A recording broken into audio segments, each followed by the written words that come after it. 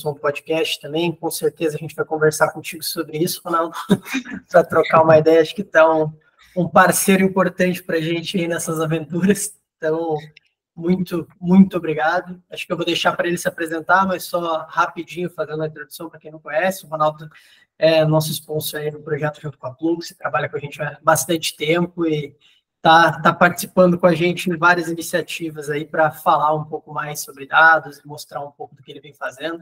Hoje a ideia aqui é a gente discutir um pouquinho sobre DataVis, entender mais aí sobre o que vem acontecendo. O Ronaldo até recentemente lançou um livro sobre o assunto, então tem muito tópico, muita coisa para contar para a gente hoje. Então, Ronaldo, se quiser puxar aí, contigo, cara.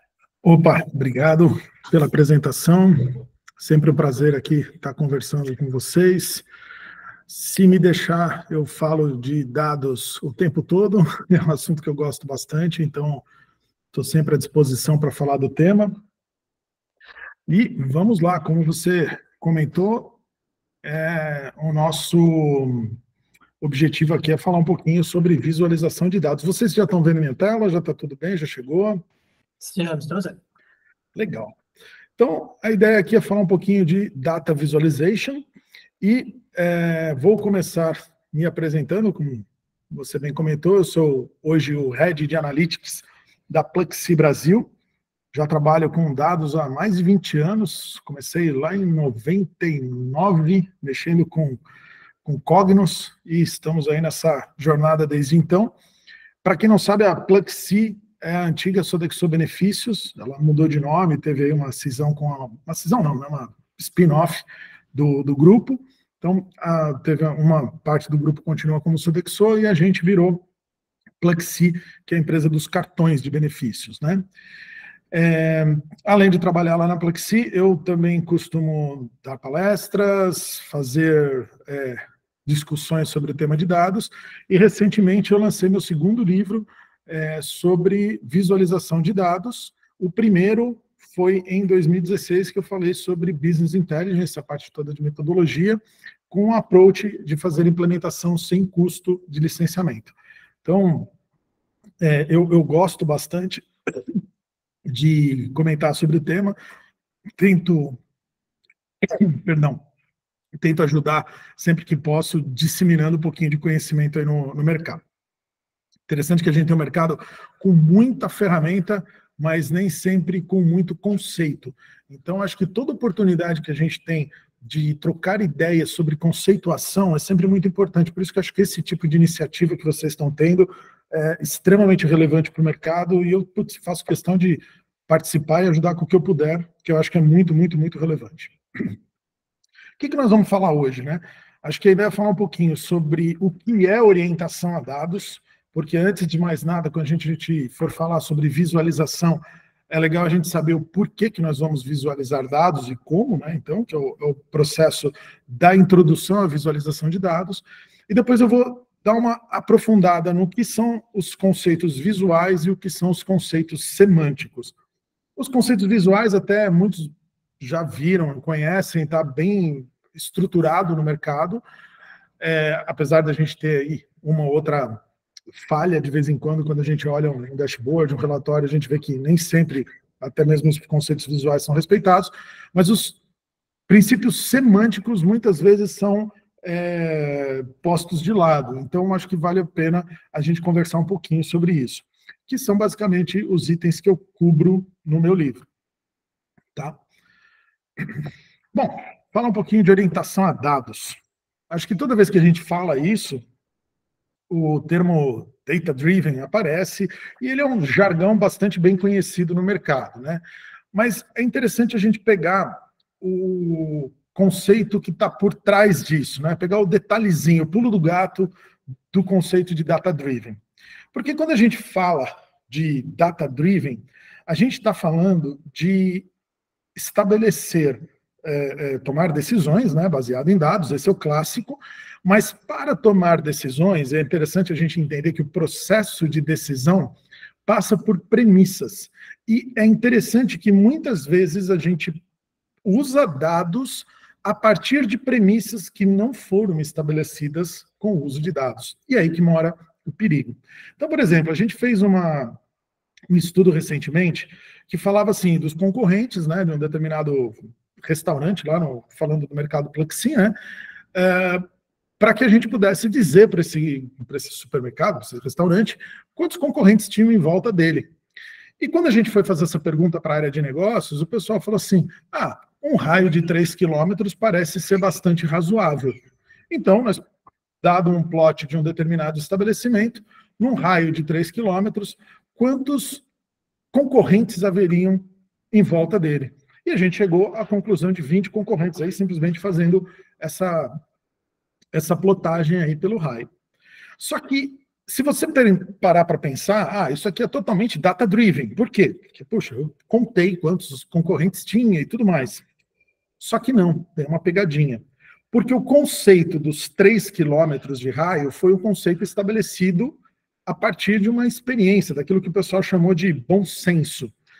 Quando a gente foi fazer uma análise de quantos quilômetros, em média, as pessoas andam dentro de uma determinada região para ir de um restaurante ou outro, ou seja, um determinado usuário vai nesse restaurante. Esses restaurantes estão a quanto de distância um do outro? A gente estabeleceu que, na média, as pessoas frequentam um raio de 1 quilômetro apenas, na hora do almoço, principalmente, para frequentar, para escolher os seus restaurantes. Então, o conceito, a premissa estava errada. E aí, a partir disso, é claro que todo o resto do estudo fica diferente. A gente estabeleceu que, na verdade, um número interessante para apresentar para os nossos restaurantes não é 20 concorrentes, são 7. Porque aqueles que estão além de 1 quilômetro, teoricamente, não estão concorrendo com ele. Então, esse é o ponto interessante, que às vezes passa desapercebido nesse conceito data-driven. Não é apenas tomar decisões baseadas em números, é validar as suas premissas a partir de números e não a partir de conceituação. E esse é o pulo do gato quando a gente fala disso.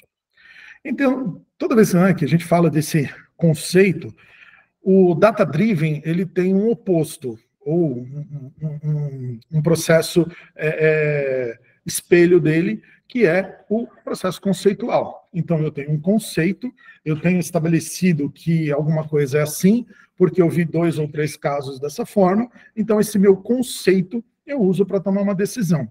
E a gente usa isso o tempo todo. A gente usa isso para escolher a roupa que a gente vai trabalhar hoje. Muitas vezes a gente usa decisões totalmente conceituais para decidir rumos da nossa vida. A gente nem sempre se baseia só em números. Então, é normal que o ser humano tome decisões baseadas em conceitos. Agora, quando a gente está falando do mundo acadêmico, do mundo corporativo, do mundo, muitas vezes até pessoal, dependendo do que a gente está falando, é interessante que a gente passe a trabalhar com o data-driven ao invés do conceitual. Por quê?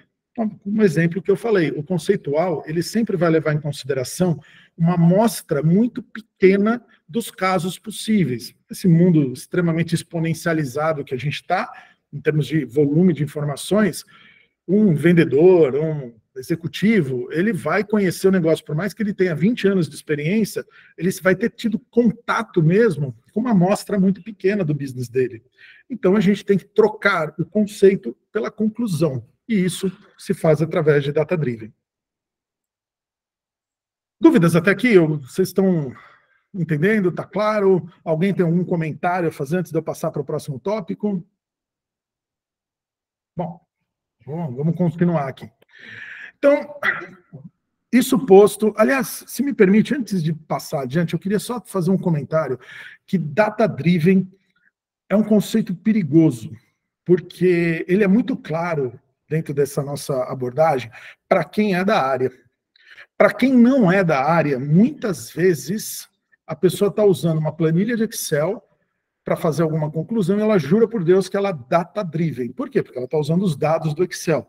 Quando, na verdade, quando a gente fala de data-driven, a gente está falando já de dados, mas dados estruturados, conceituados, agregados, validados, governados e tudo mais.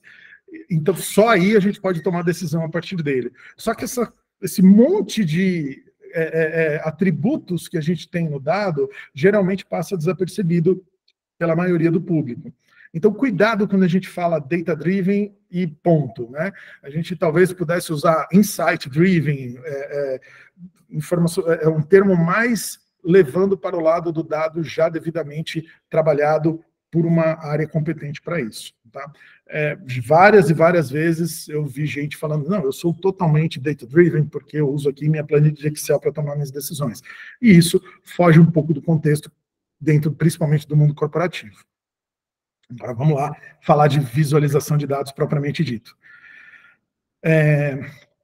Aqui eu queria comentar um exemplo do porquê que visualizar dados é algo importante. E aqui, quando a gente fala de visualização de dados, a gente pode pensar que é algo novo, que é algo extremamente na moda. Bom, na moda mas não é nada novo. Eu queria pegar esse caso aqui, que ele foi de 1854, um médico chamado John Snow, ele estava estudando uma forma de diminuir as mortes por cólera em Londres.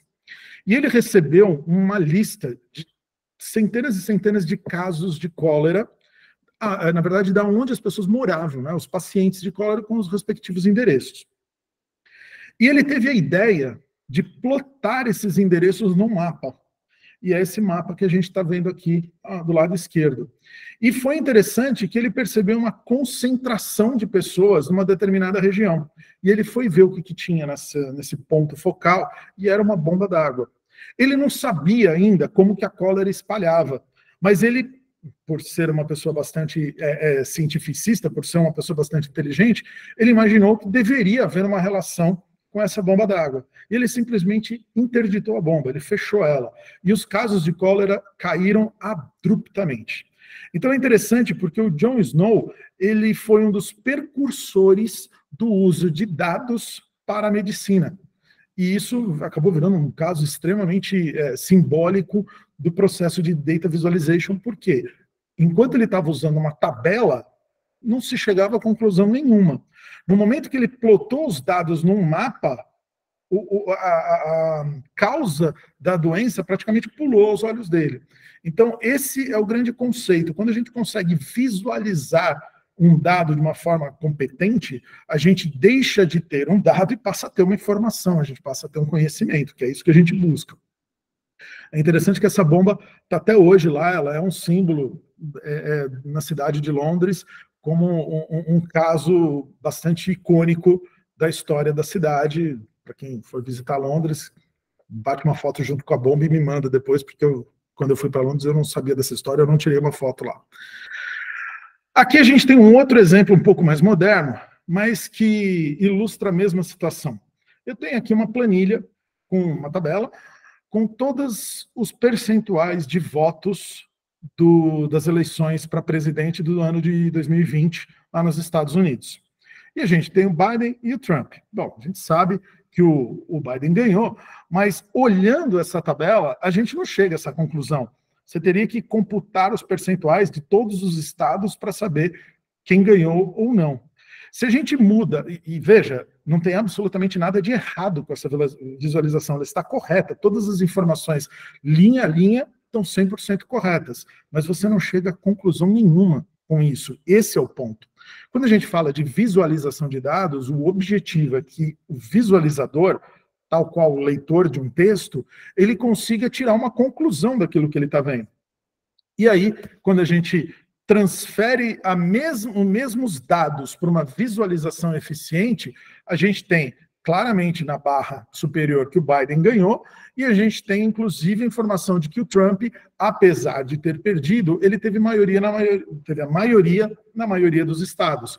Então, assim, foi uma vitória apertada, foi uma vitória controversa até, mas a gente consegue avaliar isso muito melhor num componente gráfico comparado a um componente tabular. Ainda tem um outro caso que eu quero mostrar sobre visualização de dados, um pouco mais moderno. Eu não sei se vocês já tiveram a oportunidade de ver esse gráfico aqui, mas ele é uma animação.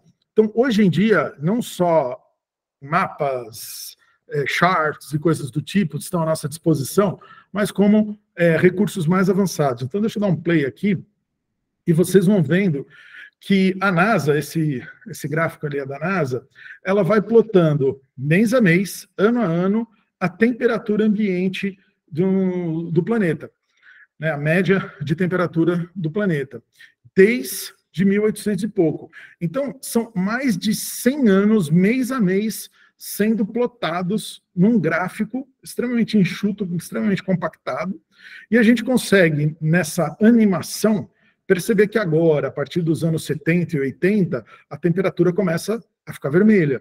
Então a gente começa a ver que existe uma tendência nos últimos 40 anos aí, 30, 40 anos, de aumento de temperatura bastante interessante. E olha só que divertido. Ao final, ele rotaciona o gráfico para esse cone, e aí a gente tem uma conclusão estática. Depois de contada a história, a gente tem uma conclusão. Então veja que interessante, a visualização de dados passou de uma tabela para um mapa, para componentes extremamente ricos e para animações que contam histórias inteiras. Então hoje, quando a gente fala assim, como é que eu apresento esse dado? Nossa imaginação é o único limite, porque componentes visuais são infinitos, e se ele não existe, é só programar, facilmente a gente programa alguma coisa, seja na linguagem que for. Então, é interessante que a visualização de dados ela está muito poderosa. E ela, apesar disso, a gente ainda encontra alguns problemas bem interessantes com relação a isso. E aí eu vou listar algumas boas práticas, né? Se a gente for ser bastante criterioso em como visualizar dados, a gente tem sempre dois princípios que norteiam a nossa ciência aqui. A gente tem a expressividade e a gente tem a efetividade. A expressividade cuida daquilo que a gente tem que dizer. Nada mais, nada menos. Então, na verdade, quando a gente fala da expressividade, a gente está falando dos princípios visuais. Como que eu vou me expressar para mostrar aquilo que eu quero mostrar? E a efetividade, que então são os princípios semânticos pelos quais eu vou mostrar o meu gráfico, demonstra que eu tenho que fazer essa exibição da forma mais eficiente possível. E aí, o que devemos mostrar e o que é um visual eficiente é o que a gente vai estudar agora. Então vamos lá. Princípios visuais. Se a gente for falar um pouquinho sobre papa dos princípios visuais, acho que a pessoa mais exponente é um cara chamado Edward Tufte. E ele tem um livro bastante interessante que é The Visual Display of Quantitative Information, lá de 83. Então é um livro que não é novo, mas ele norteia boa parte do que hoje está sendo postulado como melhores visuais. E é interessante que durante os anos 90 e 2000, principalmente, os conceitos dele foram bastante questionados e ignorados muitas vezes. Eu vou dar um exemplo aqui até daqui a pouquinho. Mas hoje em dia, todos os visuais que o Edward propunha estão entrando cada vez mais em moda, e na minha singela opinião, isso é uma tendência bastante positiva. Eu vou falar um pouquinho sobre cada uma dessas questões, mas basicamente o que a gente tem? Evitar gráficos parecidos com esses que estão à nossa esquerda. Por quê? Eles são extremamente coloridos, eles são 3D, tem sombra, tem legenda embaixo, então você tem que ficar fazendo deparo entre a cor e a legenda para saber o que é, nem título tem. Então, assim, tem uma série de conceitos errados nesse gráfico da esquerda. E se a gente se lembrar, quanta gente já não fez gráfico no Excel usando a boa e velha pizza 3D? Então, assim, hoje em dia, quando a gente vai para componentes mais novos, ferramentas mais novas, sequer existe um modelo 3D.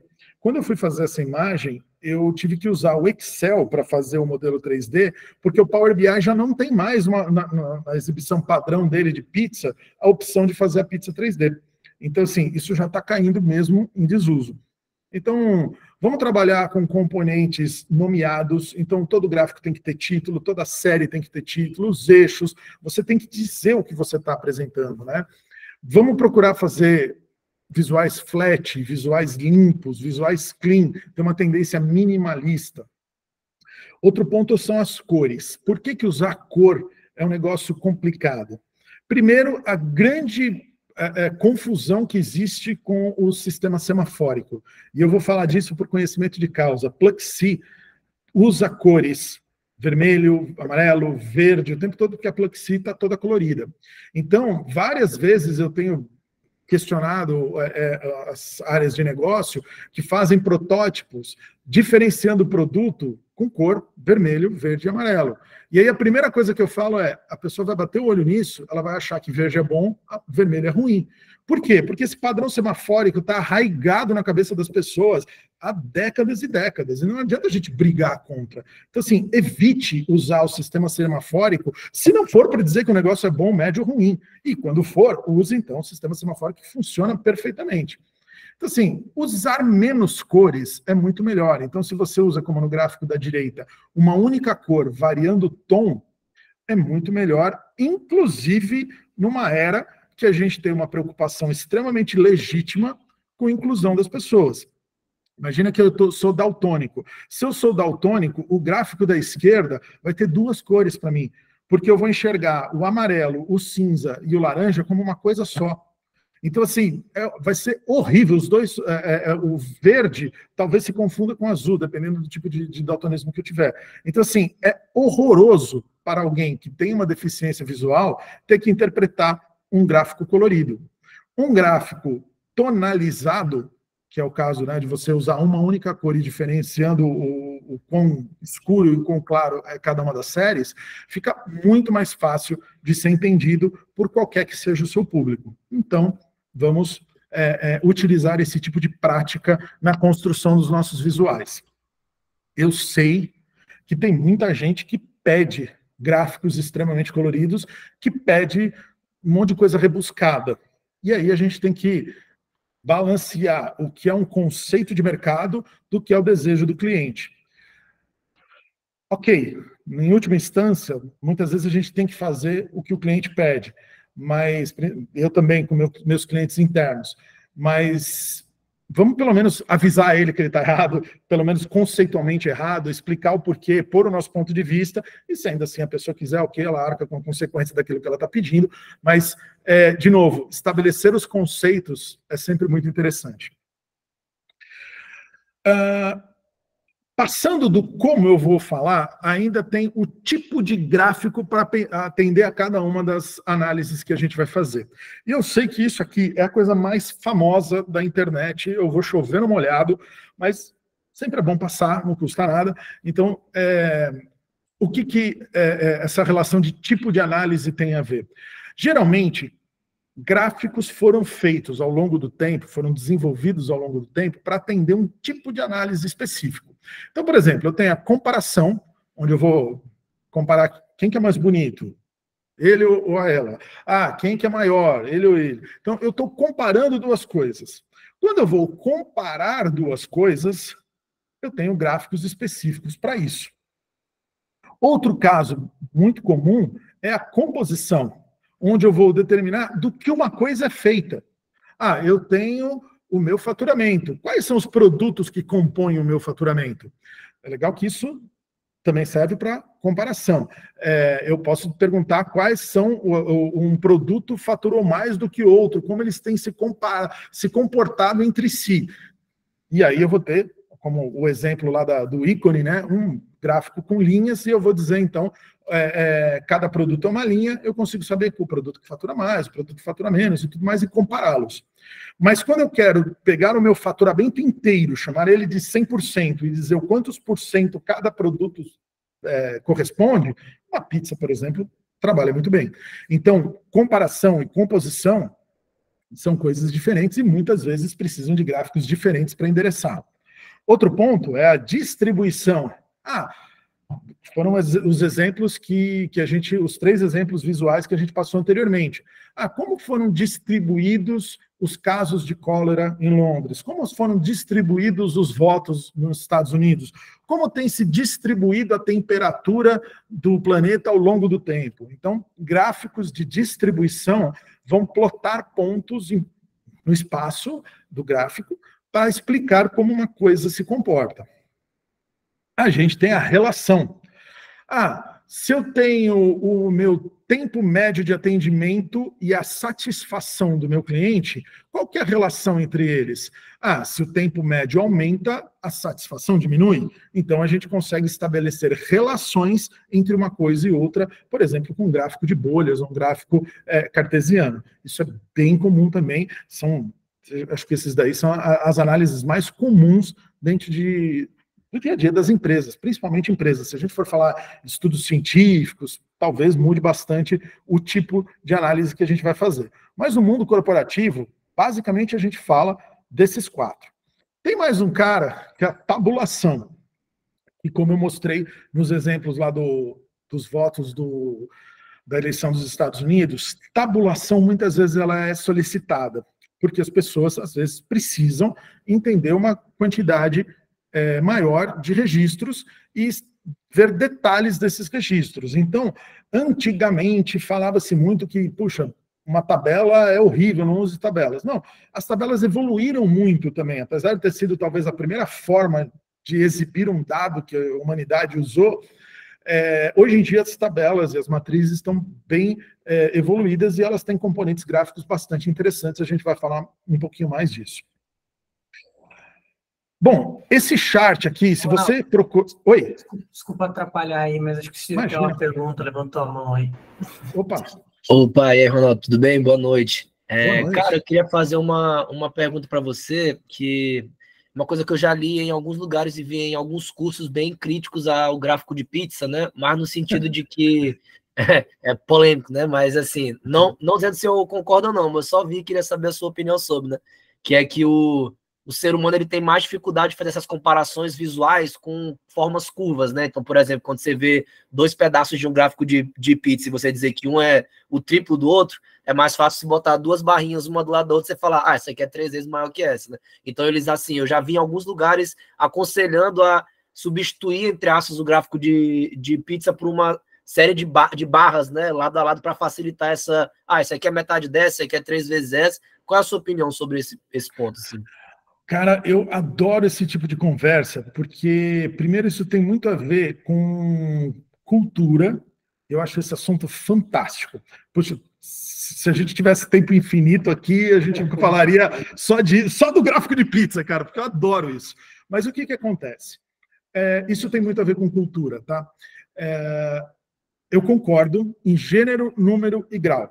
É mais fácil para o cérebro humano, na maioria dos casos, entender formas retas. Contudo, entretanto, todavia, o gráfico de pizza, ele vem sendo usado há décadas e décadas a fio.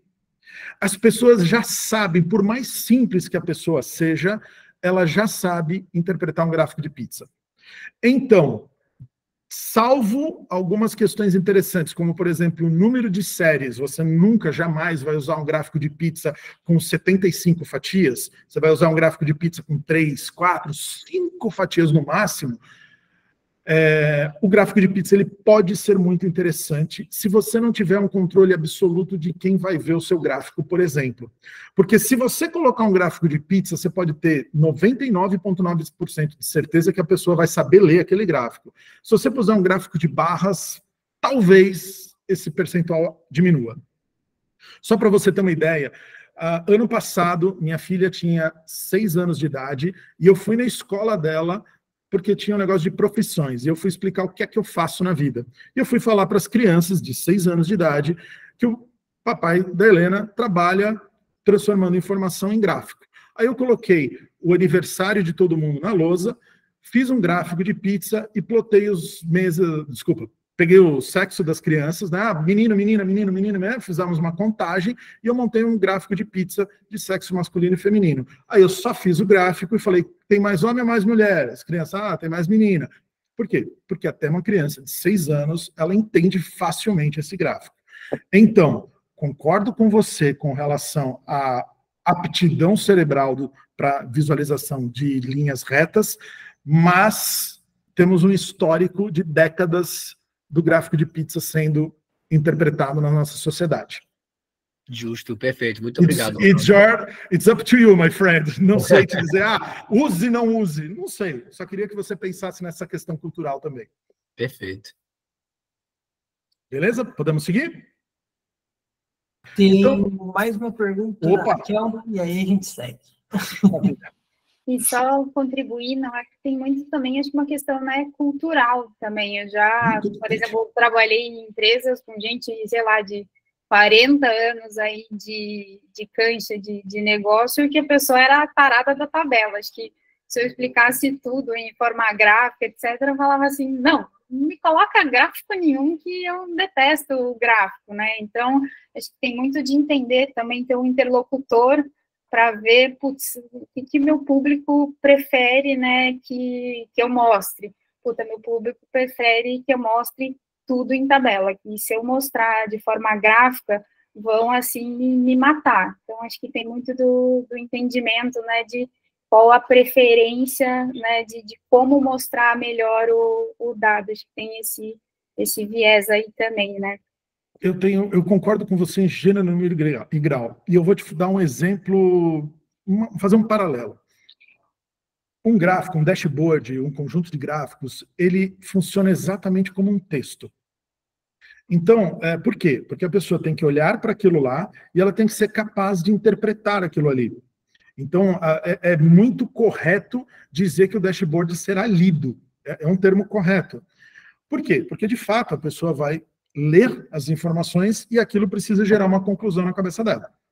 Então, vamos pegar, de novo, vou pegar o exemplo da minha filhinha e eu vou dar Machado de Assis para ela ler. Ela não vai entender. Por quê? Porque é uma leitura, Machado de Assis usa termos, usa estruturas gramaticais, o qual ela ainda não foi exposta, ela ainda não conhece. Então, exatamente o que você falou, Raquel, não adianta eu apresentar o gráfico mais dentro de todas as teorias maravilhosas se o seu público interlocutor não está apto a ler esse tipo de informação. Então, o próprio Eduardo, ele fala muito isso. Estabelecer o que é um visual eficiente é uma resposta infinita. Depende do teu usuário, depende de um monte de coisa. Então, a minha sugestão é, se você vai fazer um relatório, um dashboard, para aquela pessoa ou para aquele conjunto de pessoas específica que você sabe quem são, entreviste-os, estabeleça o que eles querem ver, o que é mais confortável para eles. Resolvido. Eu não sei quem vai ver o meu gráfico. Eu vou fazer um gráfico, um dashboard, alguma coisa que vai ficar publicado na internet. Eu não sei quem que é o público. Faça algo dentro das melhores práticas, porque essas melhores práticas são culturalmente aceitas. Tá? Bom, isso também depende, porque essas melhores práticas são uma no Ocidente e são outras no Oriente, porque o Oriente lê da direita para a esquerda. Então, muita coisa muda se você for fazer um gráfico para a China e um gráfico para os Estados Unidos. Tá? Então, toda essa questão de localização precisa ser estabelecida. Eu não vou entrar nesse mérito de internacionalização agora, mas para um público aqui do Brasil e tudo mais, puxa, eu vou fazer um gráfico, eu não sei quem vai ver esse gráfico, vamos utilizar as melhores práticas possíveis, que é menos chance de errar. Beleza? Estão comigo? Estamos.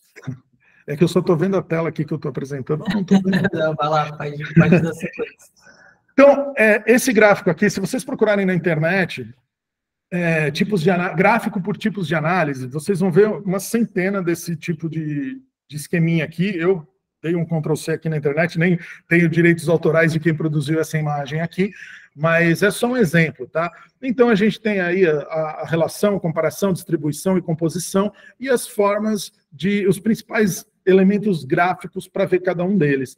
Então, esse tipo de chart aqui, ele é interessante como guia, mas, gente, puxa, eu sei que todo mundo está careca, todo mundo que trabalha com tecnologia está careca de tecnologia de dados e tudo mais, está careca de conhecer isso.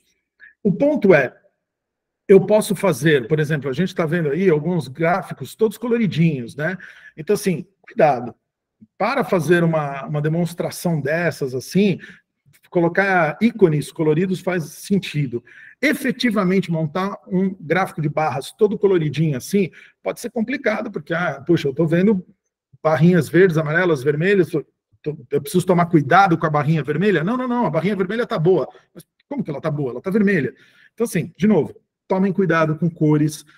Sempre, sempre, sempre coloquem títulos nas coisas. As coisas precisam estar nomeadas. Evitem legendas. Então, ao invés de colocar um nomezinho da série lá embaixo, com a corzinha, que a pessoa tem que ficar fazendo depara da cor da legenda com a cor da barra, põe o nome da série direto na barra. De preferência, já põe um valorzinho lá, um percentual, alguma coisa, para ser mais informativo. Então, essas boas práticas fazem uma diferença enorme quando a gente está falando de um monte de componentes visuais juntos. Então, tomem bastante cuidado, sejam caprichosos. E aí, puxa, se você lê o livro do Edward, também tem um livro de uma moça que é uma jornalista, ela fez um livro para o New York Times de como apresentar gráficos. Eu não lembro o nome do livro, mas depois eu pego e coloco lá no Data Circle, eu ponho lá. Ela comenta sobre alinhamento, ela comenta sobre fonte, uma série de coisas mais para user experience, propriamente dita, para que a gente tenha componentes fluidos, para que seja mais agradável para o leitor. E a gente precisa se preocupar com isso. Você pode fazer uma visualização maravilhosa. Se ela for desagradável, toda desalinhada, você vai desincentivar o seu público a olhar essa análise. Tá? Então, acho que de gráficos e coisa e tal, é isso. E aí eu queria comentar um pouquinho sobre as tabelas. Até a Raquel comentou, né? Puxa, o pessoal gosta de ver tabela. Gosta. Tabela é bom, mas ela também tem um best practice, tá? Então, tem boas práticas para o uso de tabelas. Um deles que a gente está vendo, tanto tabela quanto matriz, né? Use os micrográficos, né? Os micrográficos são componentes visuais que são postos dentro das células. Eles ajudam bastante a pessoa ir obtendo conceitos visuais mesmo dentro de tabelas, como, por exemplo, essa questão de heatmap aí, né? Então, a gente vai criando barras referentes ao percentual de cada uma das linhas dentro de uma tabela. Isso ajuda horrores. Ordenação. A gente tem que usar uma ordenação significativa. No meu livro, até eu comento mais sobre ordenação de matrizes, né? Que a gente tem que ter uma ordenação que faça sentido. Por exemplo, se eu pegasse a data e colocasse a data como a coluna e os produtos, né, e os brands como a linha, ficaria horroroso, você não entenderia nada do que está dizendo nessa matriz. Então, uma matriz mal ordenada, ela se torna quase que impossível de ser compreendida. Então, cuidado com as matrizes, nessa questão de ordenação. Nas tabelas, tanto nas tabelas quanto nas matrizes, tem um ponto interessante.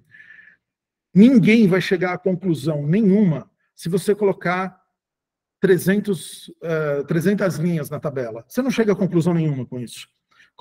Use o top 10, o top ou bottom, né? Top 10, bottom 10. Para quê? Para que as pessoas entendam o que está acontecendo sem a necessidade de você ocupar a página inteira. Não, mas a pessoa quer uma página inteira. Então não faça um dashboard, faça um relatório paginado, é outra coisa. Porque se você está trabalhando com dashboard, se você está colocando vários componentes numa mesma tela, é interessante que você use aquele espaço de forma sábia. Imagina que você está fazendo uma propaganda e você vai pagar R$1 milhão por centímetro quadrado da sua tela. Você vai querer realmente gastar centímetros e centímetros da sua tela, ou pixels e pixels da sua tela, com registro e mais registro embaixo do outro? Não, você vai querer pôr mais componentes para que mais informação seja passada para o seu usuário. Então, cuidado com as matrizes e tabelas, mas, entendo que usá-las, use de forma inteligente. Poxa, evite usar as linhas para dividir, as linhazinhas para dividir um registro do outro, né? As bordas, perdão. Evite usar as bordas. Você pode fazer o conceito de borda simplesmente pintando linha sim, linha não, como os exemplos que estão aí, né? Então, por quê? Torna a leitura mais leve, torna a visualização mais confortável. E por aí vai. Tem uma série de outros detalhes que a gente pode falar, mas esse livro que eu vou colocar lá no Data Circle, ele fala bastante sobre tabelas e é bem legal. Acho que vale a pena. Dúvidas aqui, gente? Não, acho só um comentário de tabelas aí que É uma coisa cultural, mas acho que é uma coisa que a gente pode começar a mudar dentro dessas culturas. No longo prazo, a gente pode começar a convencer as pessoas devagarinho a soltar um pouco a mão da tabela. Pois é, verdade. Parece que as pessoas têm muito aquela desconfiança, né? Esse gráfico não está certo, eu quero ver registro a registro para saber se o dado está certo também. E aí entra uma coisa que a gente pode fazer, a gente lá na Pluxee está fazendo bastante isso. O cara pede uma tabela. Eu entrego a tabela, mas para ele chegar na tabela, ele passa por uma tela inicial, onde tem os gráficos, ele tem que clicar no gráfico para chegar até a tabela. E aí a gente vai vendo que com o passar do tempo ele para de clicar no gráfico, porque ele começa a confiar nele e ele fica só no gráfico, nem vai para a tabela. Concordo, é bem isso, vamos mudar essa cultura. E de verdade, acho que muito da necessidade de ver a tabela é o cara olhar registro a registro para ter certeza que o dado está certo. Conforme a pessoa vai adquirindo confiança, ele vai abrindo mão disso. Eu acho que tem também o lado do hábito também, né? Todo mundo cresceu com Excel aí dentro dessa visão de dados, né? Começa com o formato de tabela há muito tempo, então acho que a gente acaba ficando preso nisso. Ó, se a gente comparar um gráfico de pizza com uma tabela, gráfico de pizza é bem melhor, vamos combinar. Com certeza. É uma evolução. Mas aí, gente, eu queria chegar, a gente já está até caminhando para o fim aqui, mas eu queria chegar nos princípios semânticos. Esse cara é o cara que as pessoas talvez não se preocupem tanto. É pouco conhecido. Aliás, vocês já ouviram falar de princípio semântico para construção de gráficos ou dashboards?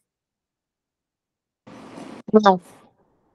O princípio esse termo expressividade os princípios de efetividade e expressividade, vocês já tinham ouvido falar? Não.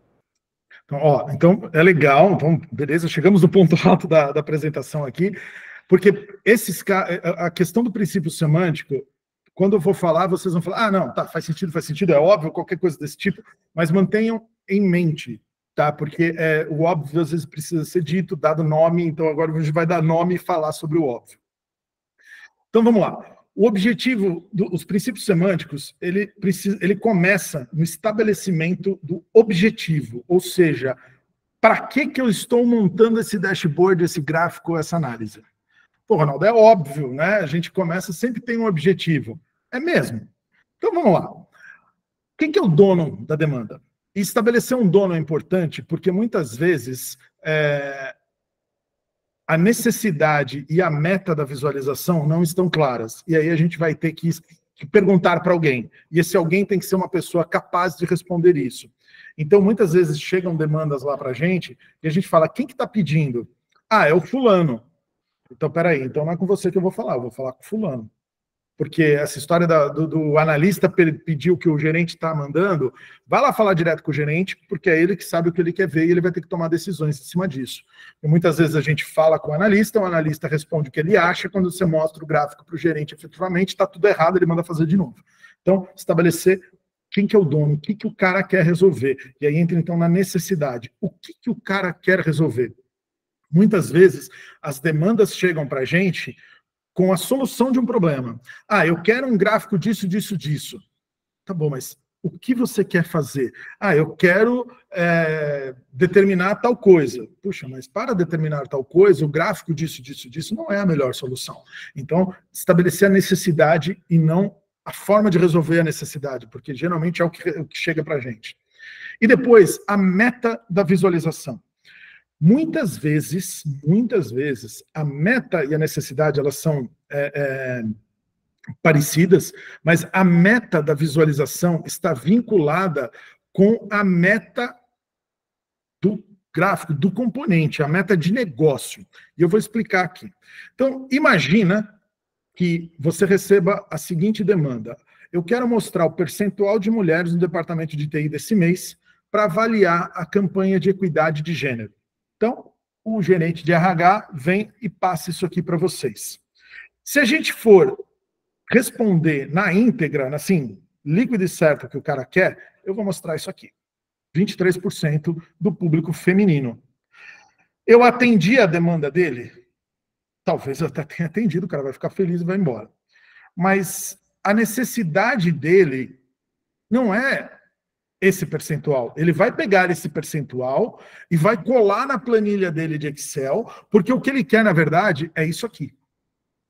Ele quer estabelecer se o percentual de mulheres no departamento de TI está aumentando ou diminuindo, e se isso está abaixo ou acima da meta de contratação, porque ele tem uma meta de contratação. Então, entre o que ele pediu e o que ele precisa, tem uma distância enorme. E é isso que a gente precisa entender quando a gente vai criar uma visualização.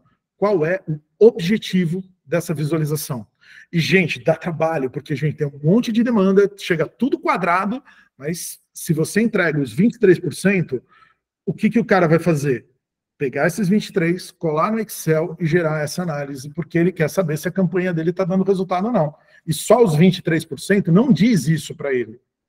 Aí entra, eu vou misturar isso com os nossos princípios visuais. Também não adiantaria nada eu colocar um histórico de 16 colunas aí, dos 16 últimos meses. Porque o que faz diferença são, quando muitos, 3 últimos, e se eu colocasse 16 barras, eu simplesmente ia poluir o meu gráfico.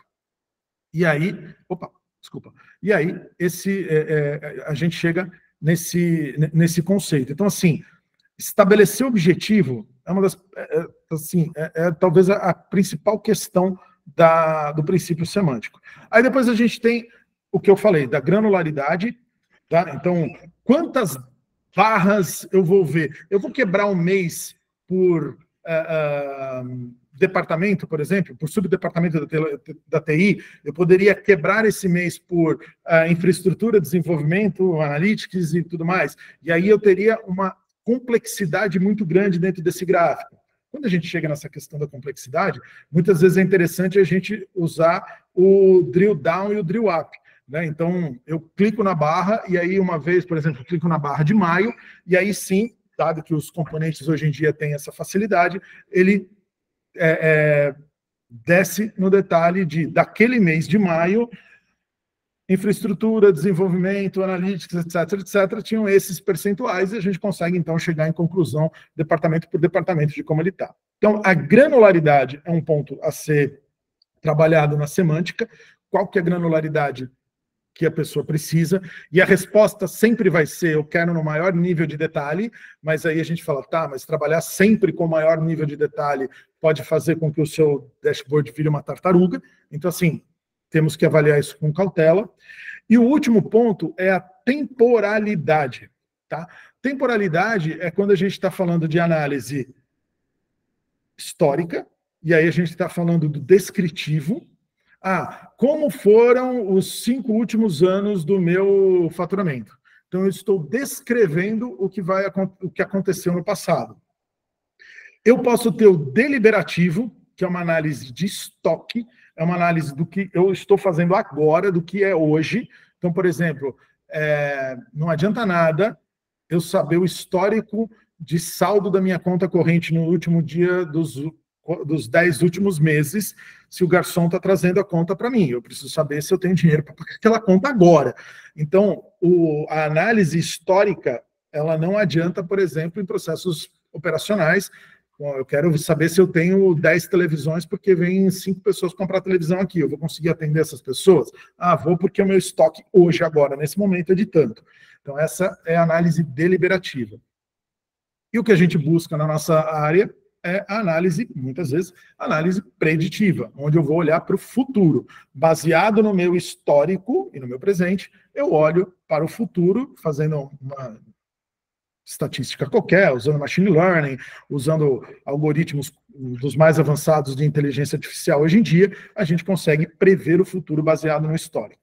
Então, basicamente, são esses 3 grandes pilares dos princípios semânticos. O objetivo, que eu acho que é o principal, que eu queria deixar bem claro aqui, a granularidade e a temporalidade. Quando eu falo de objetivo também, tem uma coisa que eu brinco, que é muito importante a gente conseguir estabelecer isso. Quando o seu usuário for olhar para o gráfico, ele vai ficar feliz ou triste? Parece uma brincadeira. Mas se um gráfico, se um dashboard não causa nenhuma ação nenhuma emoção, o cara não ficou triste, ele não ficou feliz, ele não pegou o telefone e ligou para alguém, aquilo lá não é analítico. Tão simples quanto isso. Pode ser operacional, mas não é analítico. Para ser analítico, a exibição precisa causar uma ação. E eu estou chamando de feliz ou triste a ação que o cara vai causar na pessoa. Ele vai ligar para algum funcionário desesperado porque tem um problema para resolver, ele vai ficar super feliz e vai tentar repetir um segredo do sucesso. A gente precisa estabelecer isso, porque se a pessoa não faz nada com aquela exibição, aquilo é meramente informativo, então nós perdemos o nosso tempo fazendo a nossa análise, ou simplesmente fizemos uma análise totalmente operacional, por mais que a pessoa diga que aquilo é estratégico, aquilo é analítico. E aí a gente volta àquele conceito lá atrás do data-driven. Como é que a pessoa pode estar orientada a dados com aquele dashboard, com aquela análise que você entregou, se ao ver aquela análise, aquilo não gera nenhuma ação ou emoção nele? Então, voltamos, fechamos aqui o círculo, estabelecendo que um objetivo, e por isso a meta da visualização ela é importante. Se a visualização não cumpre a meta de informar se algo é bom ou é ruim, nós estamos aquém daquilo que a gente poderia estar em termos de entrega de dados, em termos de data-driven, tá? Eu acho que é isso.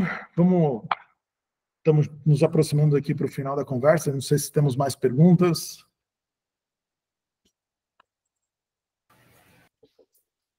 Deixa eu dar uma olhadinha aqui. As perguntas principalmente do top. Pode falar. Oi, Ronaldo, saudades, hein? Não sei se você lembra de mim. Olha, nossa, não, quem é você? A Camila, às vezes Carol, mas sempre Camila. Às vezes eu erro. A Marina às vezes é a Aline, mas tudo bem, a gente chega lá. Não, achei bacana essa apresentação e, tipo, eu queria contar um pouco de uma experiência da época que eu trabalhava mais nessa parte de DataVis, né? Porque hoje em dia eu tô mais da parte de engenharia. Mas eu sofria muito, assim, com as pessoas que pediam um dashboard, aí pode ser, tipo, no Power BI ou no Excel, não para fazer análise, tipo, tirar insight, tipo, ser emocionado e tal, mas, tipo, só para consultar dados, por exemplo. E aí, tipo, eu lembro que eu tinha todo um trabalho dessa parte de aculturamento que você chegou até a mencionar, né, na sua apresentação agora, sobre, tipo, como que você convence a pessoa de que os dados que a gente tem não é só para consultar e olhar alguma informação, mas tipo, para tirar insights em si. Não sei se você tem esse caso na Plux e gostaria de compartilhar alguma experiência. Quero compartilhar isso, agradeço a oportunidade de compartilhar isso, porque, de novo, eu evito de ir no terapeuta, porque eu posso falar isso para vocês, então eu posso externar isso para vocês, eu não preciso falar com o terapeuta. Mas esse é um problema seríssimo, tá? E a Pluxee, ela tem isso também, claro. Acho que todas as empresas sofrem disso. Então, acho que a primeira coisa é a gente não pôr a poeira debaixo do tapete. É normal que as empresas precisem de relatórios operacionais. Mas vamos dar um nome certo para a coisa certa. Quando a pessoa pedir um dashboard, alguma coisa que é operacional, que seja atendido, sei lá, para uma área chamada DataOps, não pela área de Analytics, porque não é analítico. Então, por mais que a pessoa ache que isso seja atendido por DataOps e a gente coloque na fila de DataOps. E aí a gente vai mostrar para a empresa, né, aquela história do que não é medido, não é gerenciado. Então a gente mostra para a empresa o quantos por cento ela é operacional e o quantos por cento ela é analítica. Acho que a primeira coisa é mostrar isso para a empresa. Então, falar assim, olha, vocês estão pedindo tantas coisas aqui, mas vocês são operacionais, não são analíticos, e vocês estão perdendo o fio, o bonde, né? O bonde está andando, né? O bonde já está lá na IA e você está querendo aqui o relatório transação a transação. Então, esse é o primeiro ponto. O outro ponto é que já dizia o The Data Warehouse Institute, e é um instituto que tem mais de 20 anos, mas ele continua firme e forte, que existe um negócio chamado Data Driven Maturity Model, que é o modelo de maturidade das pessoas frente ao conceito de Data Driven. Então, é muito normal que uma empresa possua diversas pontuações de maturidade data-driven. E aí eles têm um conceito que vai desde o infantil, passando pelo adolescente, adulto, maduro, né, e acho que termina no maduro, que é o conceito, o quanto você é capaz de consumir dados para tomada de decisão.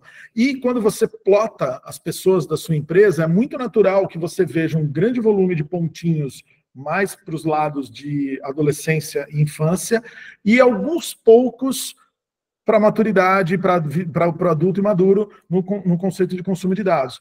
Então, a minha sugestão que é o que a gente está fazendo lá na Pluxee, não com esse nível de detalhe, de fazer um assessment, de plotar as pessoas, mas a gente conhece as pessoas que são mais orientadas e nós estamos cooptando essas pessoas, por exemplo, para trabalhar no Self-Service BI que a gente está implementando lá. Não adianta nada eu pegar a pessoa super operacional e dar um Self-Service BI para ele vai ficar tirando lista.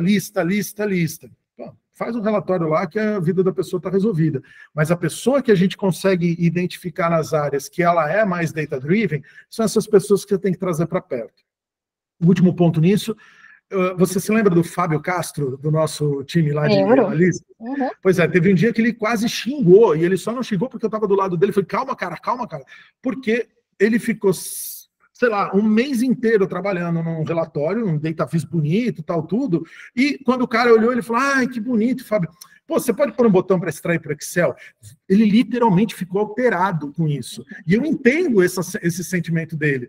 Mas, gente, não adianta a gente ir contra o nosso público. Se o nosso público está nesse nível de maturidade, a gente tem um trabalho gigante de aculturamento, do chamado Data Literacy, para ir trazendo essas pessoas para um nível mais maduro. E não é brigando, é trazendo a pessoa para perto, é mostrando o bônus de uma análise mais orientada a dados, então o quanto que uma determinada área ganhou de dinheiro ou de redução de trabalho, etc., por ser data-driven. Então a gente tem que trabalhar com exemplos e ir amadurecendo o público. E não se engane, vai ter gente que nunca vai deixar de gostar da sua listona, porque a pessoa é totalmente operacional, tem uma visão operacional do mundo, e ok, mantém ela lá e está tudo bem.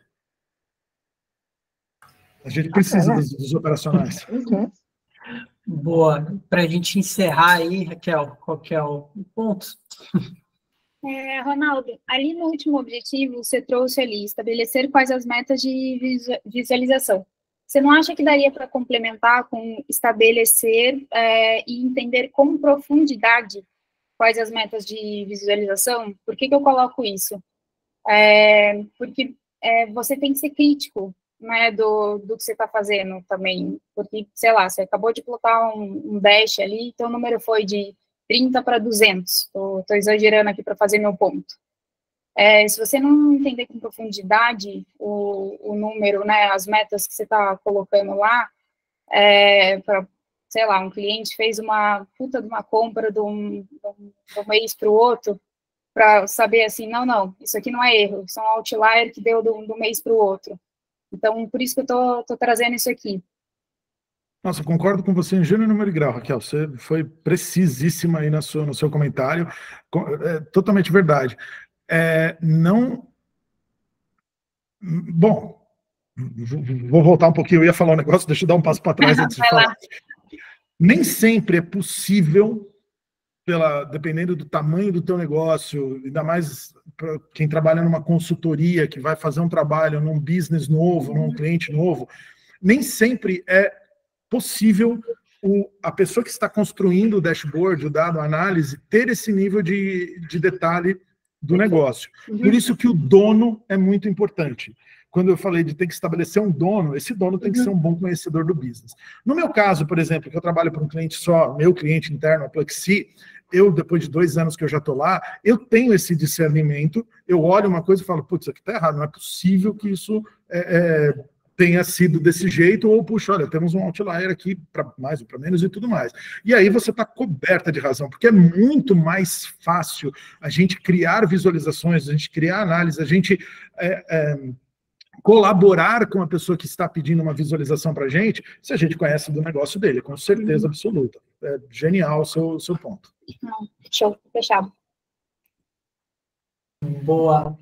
Beleza, pessoal. Obrigado pela participação de todo mundo. Acabei de colocar aqui no chat, para quem quiser dar uma olhada, o link para o livro do Ronaldo aí.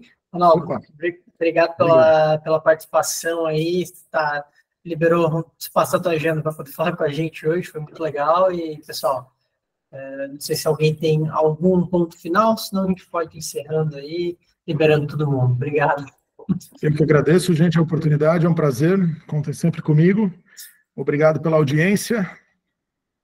Ótimo. E quem for ler meu livro, por gentileza, eu gostaria muito de receber os comentários depois de vocês, das críticas, para a gente fazer uma edição comentada, revisada e turbinada no futuro. Ótimo. Boa, pessoal. Então tá, boa noite para todo mundo aí. Obrigado pela presença, gente. Até mais. Obrigado, Ronaldo. Tchau, pessoal.